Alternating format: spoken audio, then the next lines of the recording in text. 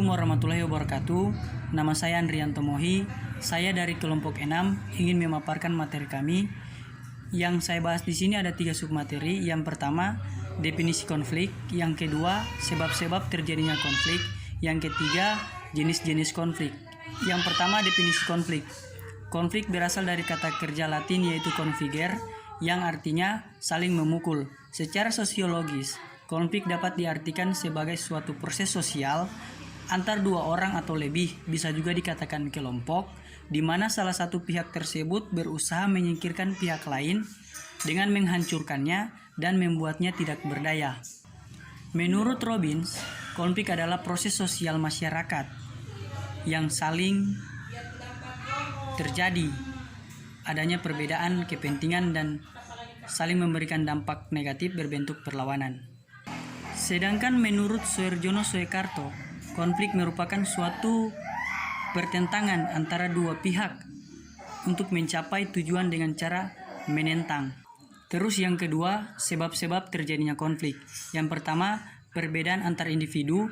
Yang kedua, adanya perbedaan kepentingan. Yang ketiga, adanya perbedaan latar belakang kebudayaan. Yang keempat, adanya perubahan sosial. Yang kelima, adanya persaingan. Yang keenam, adanya perbedaan tujuan. Yang ketujuh, adanya perbedaan nilai dan juga persepsi. Kemudian yang ketiga, jenis-jenis konflik. Yang pertama itu konflik pribadi. Konflik ini terjadi disebabkan antara dua orang yang saling tidak menyadari kesalahan masing-masing.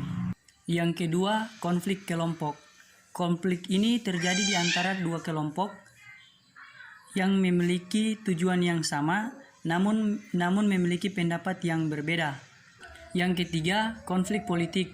Konflik politik terjadi antara individu maupun kelompok yang berbeda pandangan. Yang keempat, konflik ekonomi. Konflik ekonomi bisa kita temui dalam kegiatan perekonomian masyarakat. Konflik ini biasanya terjadi akibat persaingan pada proses perekonomian. Yang kelima, konflik hukum. Konflik hukum dapat terjadi akibat ketidakadilan hukum yang dirasakan oleh individu maupun kelompok. Yang keenam, konflik keluarga. Konflik keluarga terjadi di dalam internal keluarga yang karena beberapa faktor seperti kecemburuan maupun faktor ekonomi. Materi bagian D yaitu budaya organisasi dan konflik. Menurut Glaser et al., budaya organisasi seringkali digambarkan dalam artian yang dimiliki bersama, pola-pola dari kepercayaan, simbol-simbol, ritual-ritual, dan mitos-mitos yang berkembang dalam waktu ke waktu dan berfungsi sebagai perekat yang menyatukan organisasi. Beraneka ragam bentuk organisasi atau perusahaan tentunya mempunyai budaya yang berbeda-beda. Hal ini wajar karena lingkungan organisasi berbeda-beda pula. Misalnya perusahaan jasa dan manufaktur dan trading. Mengingat budaya organisasi adalah kesepakatan bersama para anggota dalam suatu organisasi atau perusahaan, mempermudah lahirnya kesepakatan yang lebih luas untuk kepentingan perorangan. Konflik dapat diartikan sebagai karyawan, pegawai yang mengalami pertentangan atau ketidaksetujuan di antara kelompok-kelompok di dalam organisasi dan permasalahan-permasalahan yang terjadi di luar tempat kerja yang dapat diukur dengan konflik kerja, terdiri dari konflik tugas dan konflik hubungan, dan bukan yang termasuk dalam konflik kerja yaitu yang terdiri dari team based konflik, strain based konflik, dan role behavior konflik. Selanjutnya bagian E, kepemimpinan dan konflik. Sutarto memberikan pengertian kepemimpinan sebagai suatu proses mempengaruhi kegiatan-kegiatan sekelompok orang yang terorganisasi dalam usaha mereka menetapkan dan tercapainya tujuan. Kemampuan kepemimpinan dalam menggerakkan dan memberdayakan pegawai dan mempengaruhi kinerja. Menurut Sudarmayanti mengemukakan Konflik merupakan perjuangan antara kebutuhan, keinginan, gagasan, dan kepentingan ataupun pihak-pihak saling bertentangan sebagai akibat dari adanya perbedaan saran, nilai, pikiran, perasaan, dan perilaku. Hubungan konflik terhadap kinerja pegawai. Pada hakikatnya, konflik tidak bisa dihindari, tetapi bisa diminimalkan agar konflik tidak mengarah ke perpecahan, permusuhan, bahkan mengakibatkan suatu organisasi mengalami kerugian.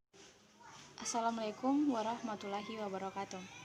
Nama saya Rahmiwati Isdiko, NIM 181022067. Di sini saya akan melanjutkan materi dari teman saya. Nah, di sini saya akan menjelaskan 3 subbab. Yang pertama itu konflik dan motivasi, kemudian yang kedua konflik dan manajemen keputusan, kemudian yang ketiga yang terakhir solusi dalam menyelesaikan konflik. Yang pertama itu konflik dan motivasi. Menurut Mangkunegara, konflik adalah suatu pertentangan yang terjadi antara apa yang diharapkan oleh seseorang terhadap dirinya, orang lain, organisasi, dengan kenyataan apa yang diharapkan. Menurut Gito Sudarmo dan Nyoman, ada 6 jenis konflik. Yang pertama itu konflik dalam diri seseorang, konflik antar individu, konflik antar anggota kelompok, konflik antar kelompok, konflik intraorganisasi, dan yang terakhir konflik antar organisasi. Selanjutnya, motivasi berasal dari kata movere yang berarti dorongan. Motivasi juga dapat didefinisikan sebagai suatu usaha menimbulkan dorongan kepada individu maupun kelompok untuk melakukan sesuatu.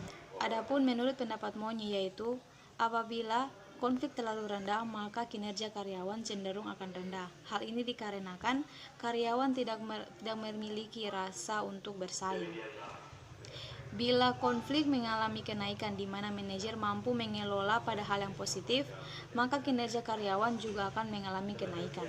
Nah, dalam mencapai tujuan perusahaan, agar tidak ada suatu hambatan, seorang pemimpin atau seorang manajer harus memberikan motivasi yang bersifat positif agar dapat memberikan semangat kerja pada karyawan.